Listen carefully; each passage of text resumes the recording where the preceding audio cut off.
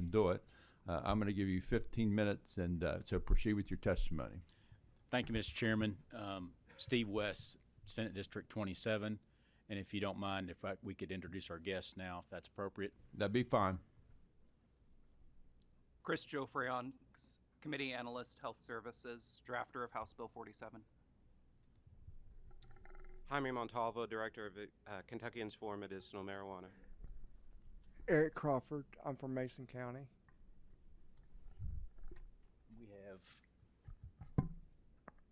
We have someone here that's also included.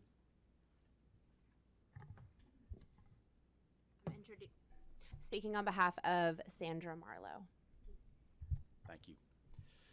Mr. Chairman, as you said, this has been a long road. I first filed a medical marijuana bill about 5 years ago in the Senate. It was a companion bill with Representative Sims in the House. It all started, I didn't intend to ever get into medical marijuana or take a look at the issue, but I had two really good constituents, Eric and Michelle Crawford from Mason County. Michelle sitting back here in the audience. And they had filed a Senate a resolution in Mason County for medical marijuana. And once I got into it, started reviewing it, the more I researched it, the more I was on board with the issue. And it's been back and forth ever since. It's been a long road. It's passed the House a couple times. From the original version, there's been hundreds and hundreds of changes. And before I get into it, I'd really like to thank Chris Jofreon, the bill drafter, for his work on this bill. He's a true professional that has done a lot of work over the last 5 years and continues to do a great job. I'm going to go through really quickly some of the high points of the bill, and then I'm going to turn over to the speakers for a few minutes and let them say their piece. But it's a long bill. It's a complicated bill. Around 122 pages, with a lot of complicated issues inside. And I've tried to do this to help members. If you're going through the bill, I've kind of marked it up a little bit for you. Marijuana is defined on page 89. The qualifying conditions are on page 4. Those are very important. I'm going to read those really quickly. These are the things that the medical conditions that marijuana can be used for, medical marijuana. Any type or form of cancer, regardless of stage, chronic, severe, intractable, or debilitating pain, epilepsy, or any other intractable seizure disorder, multiple sclerosis, muscle spasms or spasticity, chronic nausea or cyclical vomiting, post-traumatic stress disorder, and then we added one recently, any other medical condition or disease for which the Kentucky Center for Cannabis finds appropriate. And so that's what's covered in the bill. A person using medical marijuana must apply for a card and be approved. The entity in state government that we chose to take care of this is the Cabinet for Health and Family Services. We gave them great latitude within the bill to come up with regulations and implement the bill. Initially, that was ABC. That's been changed several times, but we felt they were the best cabinet to handle this situation. A patient under 18 shall not possess, purchase, or acquire medical cannabis without the assistance of a designated caregiver. There's reciprocity provisions. Sponsor, I don't mean to interrupt you, but I think that we need to do this for housekeeping. We are referring right now to the sub, right? So we need yes, Mr. Chairman. Yeah, we need to adopt that sub.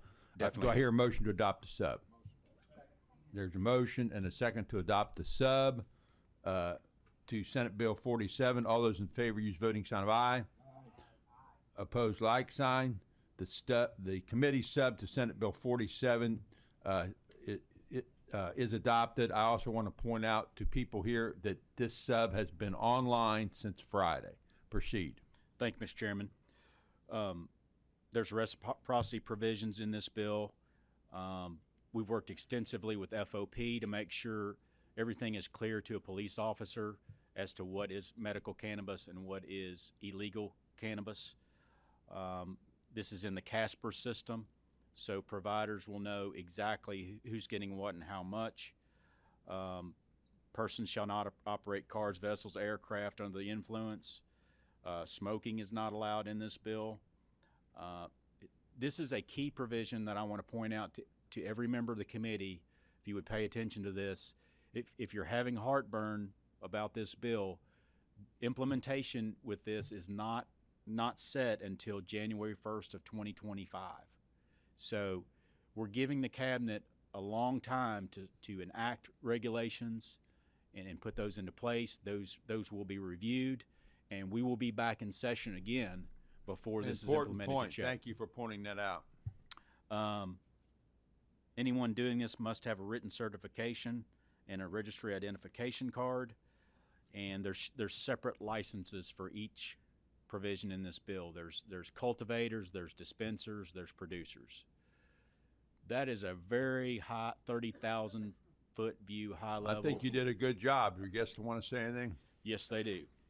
I'm going to let Jaime and Jaime is no stranger to these halls. Welcome, Jaime. It's good to see you finally at the table. Thank you, sir. It's an honor to be here.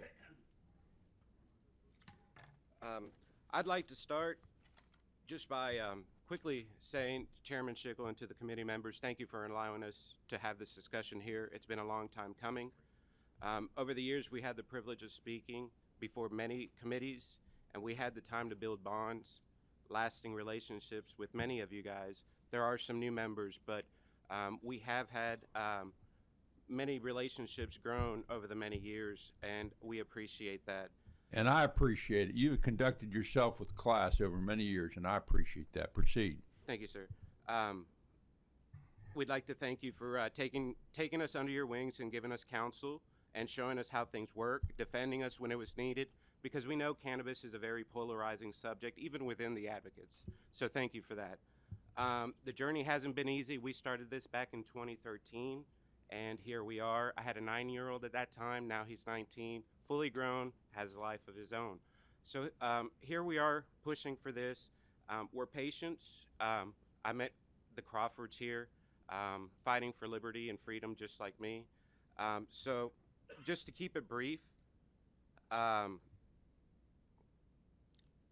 like to say it's been a long time getting here. Let's not stop just with the discussion. Let's allow this vote to happen and give safe access to Kentucky patients.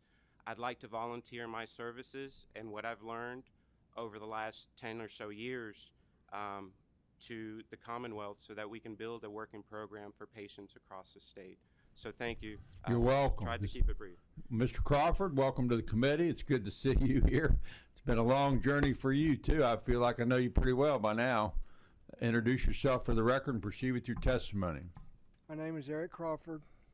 Chairman Schickel, Vice Chairman Nemus, committee members, thank you for allowing me this opportunity to speak about Senate Bill 47, the medical cannabis bill. I was born and raised in Maysville, Kentucky. Maysville just happened to win the title last week of the best southern small town in the country, according to USA Today.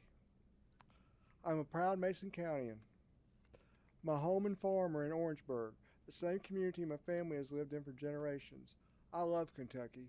I've said it before, I am Kentucky.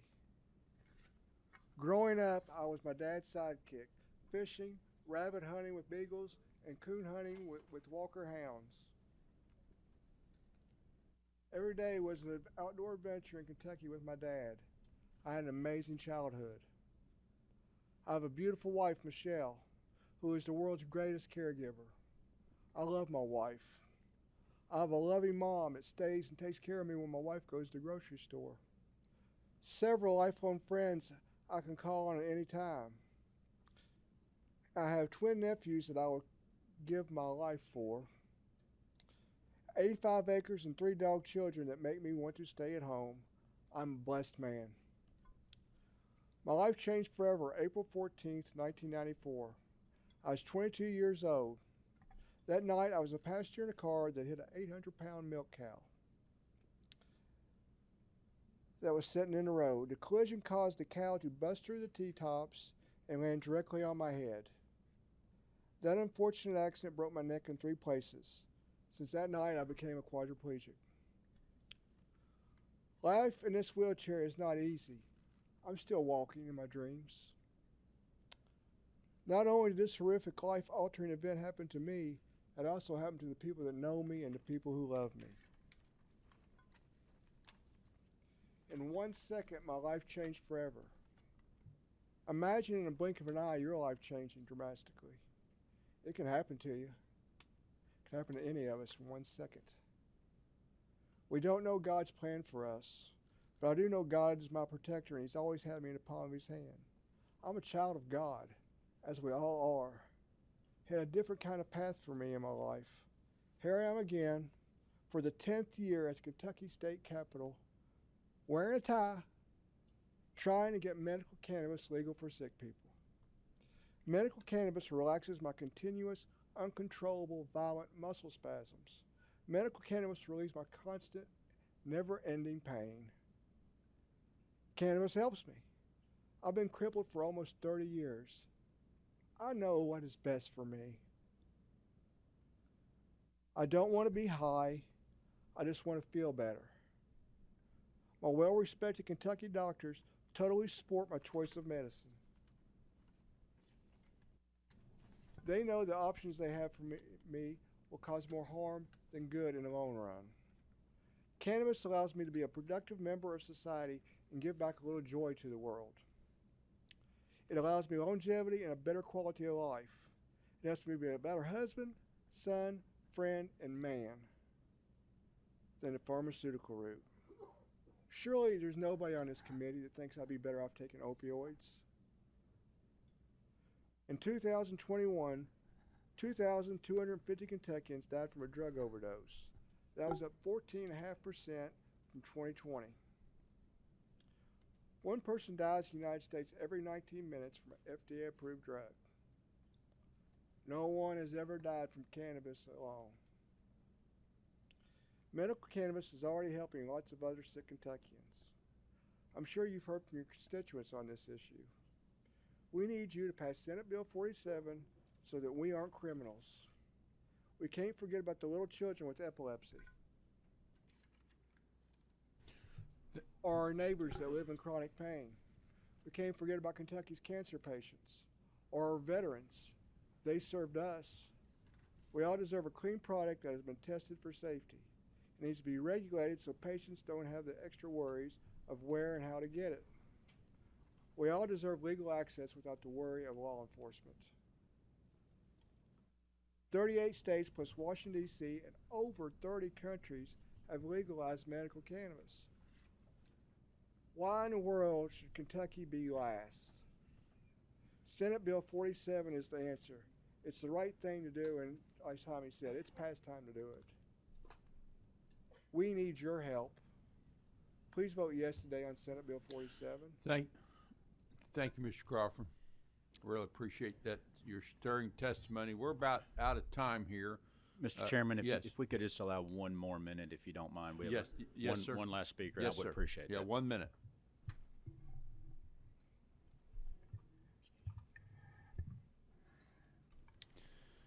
Well, it's good to see. Our last speaker is Senator Jay Williams' sister, and I just got to meet her a few moments ago. And the Williams family is a great friend of me, and so it's great to see you looking so well. And you certainly, I certainly see the family resemblance. Introduce yourself for the record and proceed with your testimony. This is Sandra Marlowe, and she, due to ALS, is unable to speak, so she will use a computer-assisted device to share some remarks. Very well. I come before you today speaking in support of legalizing cannabis for the relief of symptoms of diseases not adequately controlled by existing pharmaceutical treatments. I've had many opportunities for public speaking in my life and enjoyed each one. In August of 2018, I had the honor of being invited to speak at the United States Patent and Trademark Annual Inventors Conference. In March of 2020, I most unexpectedly was diagnosed with bulbar onset ALS. There is no known cause and no effective treatment. By December of 2021, I could no longer speak, eat, or walk. 6 months ago I had surgery to place a tracheostomy and on a ventilator to breathe. ALS affects the motor neurons leading to a loss of muscle function. 2 trademark challenges of ALS or muscle fasciculations, and painful muscle cramps. As a former competitive athlete, muscle cramps were not uncommon when training. These cramps were more intense and lasted longer. ALS is a hypermetabolic disease. At rest, your muscles never stop twitching. Weight loss leading to increased weakness is a constant battle. This disease will take my life. I ask that my days be as comfortable as possible with access to the THC tincture that is the only thing that gives me relief. When I could swallow, I took it sublingually. Now it is administered through my feeding tube. I do not have brain fog. Quite the contrary, without painful cramps I am more productive. I have been doing family genealogy research about my Kentucky kin going back to 1785. I will be laid to rest in a family plot in Paris, Okay. Kentucky, with my third great-grandparents Douglas and Rachel Clay Lewis. For the sake of those who suffer, please vote to pass this bill. Thank you. Thank you for that stirring and effective testimony, and welcome to our committee. It's great to see you here looking so well. We are over time at this point. So what I would like to do, is there anyone here that wants to speak against this? Okay. Anyone else? Raise your hand if you're here to speak against this legislation. Don't be bashful. Okay. I am going to ask if you all could step back from the table, and if you two gentlemen would like to come forward and be given your 15 minutes. And I want to emphasize that you do not have to take all your time. There's no requirement for that.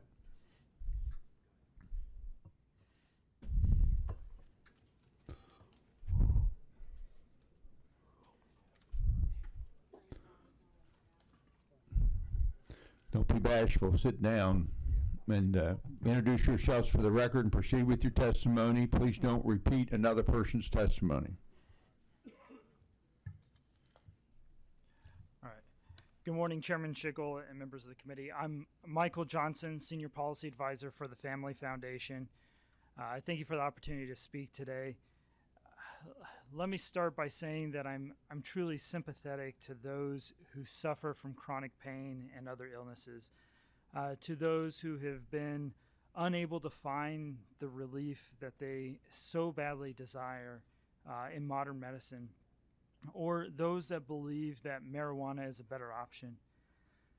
Not only am I sympathetic to them, but I have witnessed firsthand the effects of a family member's chronic disorder, which caused much pain and greatly disrupted their life. I've shared in the heartache of sitting with a close family member as they receive treatment for cancer and watching them endure that incredibly difficult battle for survival. But the reality is that there is insufficient scientific evidence that marijuana is an effective pain-relieving agent, or that it is safe and effective as a medication. That is why the Family Foundation has acknowledged the need for additional research into the potential medicinal properties of marijuana and has advocated for the FDA to ensure timely research. While the majority of states have enacted so-called medical marijuana, those decisions have been political and lacked a careful scientific evaluation of the benefits and risks of marijuana's use. But y'all know this. In fact, this honorable body unanimously recognized this reality in 2020 with the passage of House Concurrent Resolution 5. Today, 8 members of this committee are being asked to forsake the reasoned and thoughtful position of developing evidence-based policies regarding medical marijuana that they took just 3 years ago. Senate Bill 47 seeks to legalize so-called medical marijuana while there remains insufficient evidence to determine whether marijuana can be safe and effective for medical purposes. The reality is that the U.S. Drug Enforcement Administration still considers marijuana a Schedule I drug, meaning it has a high potential for abuse, no currently accepted medical use and treatment in the United States, and a lack of accepted safety for use under medical supervision. There remains, in the view of many, insufficient scientific evidence that marijuana is an effective pain-relieving agent, and the National Institute on Drug Abuse considers marijuana to be an addictive gateway drug to using other drugs. The FDA has already approved several marijuana-based medicines created with purified chemicals derived from or based on those found in marijuana. Researchers generally view these medications to be more promising. Dosing can be more accurate and more controlled.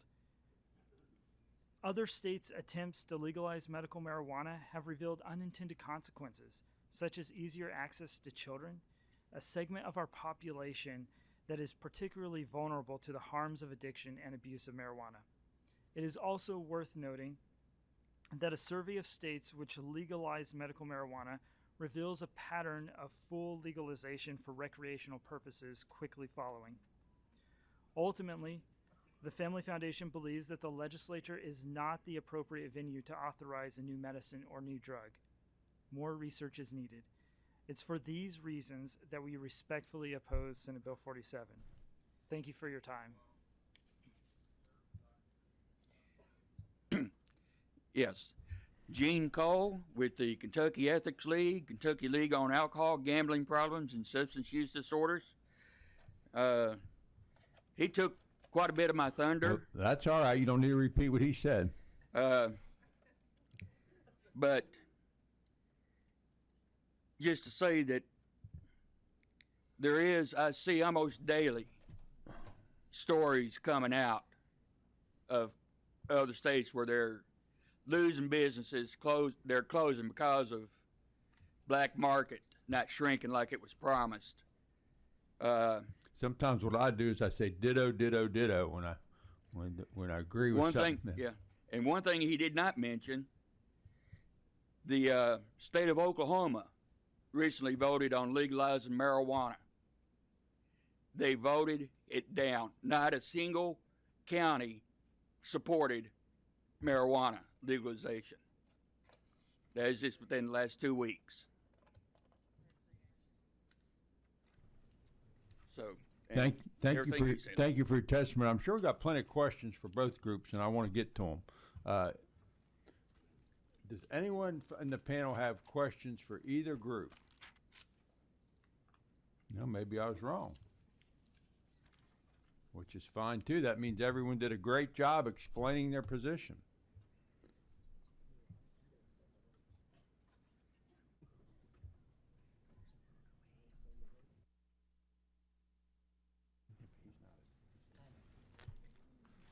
One last time, folks.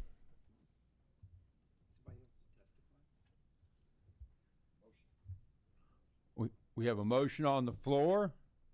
Is there a second? Motion on the floor and second. Any further discussion? Madam Secretary, call the roll. Senator Adams, Senator Douglas, Explain my vote, Mr. Chairman. Vote and explain. Mr. Chairman, as you know, I'm an anesthesiologist. I'm a physician. I've been in healthcare for a lot longer than I like to say out loud. If you'll give me about 2 minutes, I'll need that to explain my vote. First and foremost, Clock's running. First and foremost, I agree. Marijuana and its derivatives are not approved by the FDA for any medical use. There really have been no long-term double-blind studies to support any of the anecdotal evidence that's been presented today. You know, the medical evidence, we heard that no one's ever died from marijuana, which is not really true. In 2018, we had a young man, there was a young man who died of hyperemesis syndrome secondary to dehydration, secondary to repeated use of the marijuana. We've heard people talk about the anti-emesis effects of marijuana, when in fact, over time, those who smoke marijuana more than 20 times a month, it's been clearly shown that those anti-emetic effects dull and it stops working.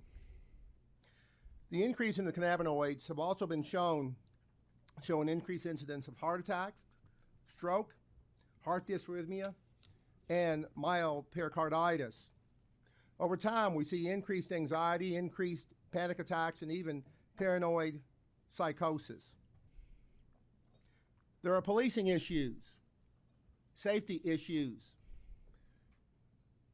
If you don't understand some of these, speak with your local police. And yes, marijuana is an addictive drug. Now, Mr. Chairman, I am in favor of a widespread use of some of the marijuana and its components through formal clinical studies and through data collection. And there's no doubt, absolutely no doubt, that marijuana and some of its components have had some positive effects on some of the issues and some of the health issues that people are having. But you know, as a doc, I look for consistency in my pharmacotherapeutic agents. If you could conclude. I look to see that the outcome across the spectrum is even, and I don't see that. So again, Mr. Chairman, I vote no. Thank you.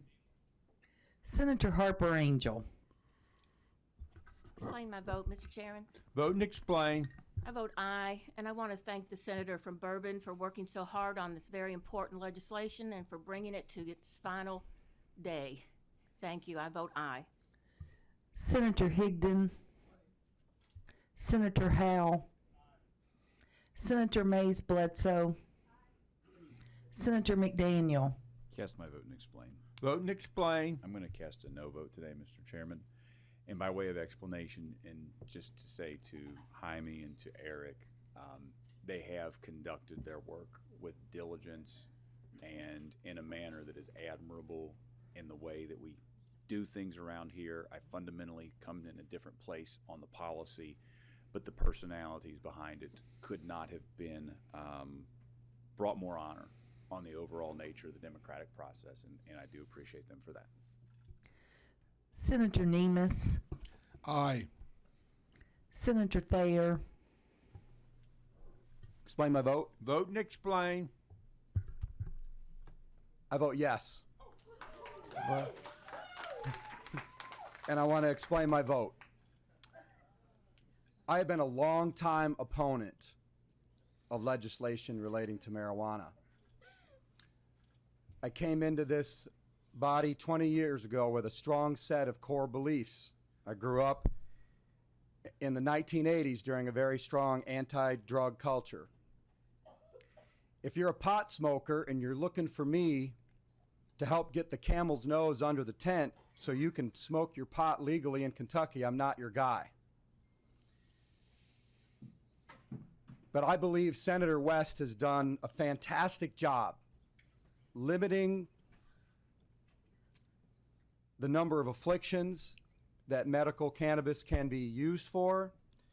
This narrowly focused approach has got my vote. I agree with Senator Douglas. I agree with everything that the gentleman from the Family Foundation said.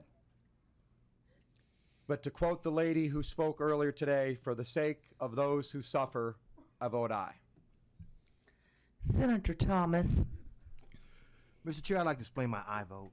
Vote and explain. First of all, like Senator Harper Angel and like Senator Thayer, I want to thank you, Senator West. You worked very hard and very diligently on your bill, and I commend you for getting this across the finish line. When I ran for this office 10 years ago, back in the fall of 2013, I promised the people of Lexington and my constituents that I would support medical marijuana. That was important to them. And ever since I've arrived in the Senate in 2014, I have co-sponsored this legislation each and every year. And today it's just satisfying and gratifying that I kept my word to those people, to my constituents, and seeing this get past the committee. In some respects, this is personal for me because I had a wife who I lost to cancer, and I saw her in pain constantly, and wish I could have done everything possible, obviously to cure her, but at least to give her some pain relief also. And I understand the pain that cancer patients feel. And this will help alleviate that pain. So with that said, Mr. Chair, I vote aye Thank you. on this bill. Chairman Schickel. I vote no. And a lot has been said about the bill sponsor, and I just want to say ditto to everything that they've said about the bill sponsor and the way this journey has gone. Really adds credence to the process. We have 8 yays, 3 nays, and no passes. Senate Bill 47, as amended by Senate Committee Substitute Number 1, is passed with favorable expression. Congratulations. Thank you. Thank you, Mr. Chairman, members of the committee. I would be remiss if I didn't also include Representative Nemus Boy, isn't that the truth? and Thank the you. hard work that he did in the House on this bill. Representative Nemus, congratulations to you. I know you've worked very hard on this. Thank you.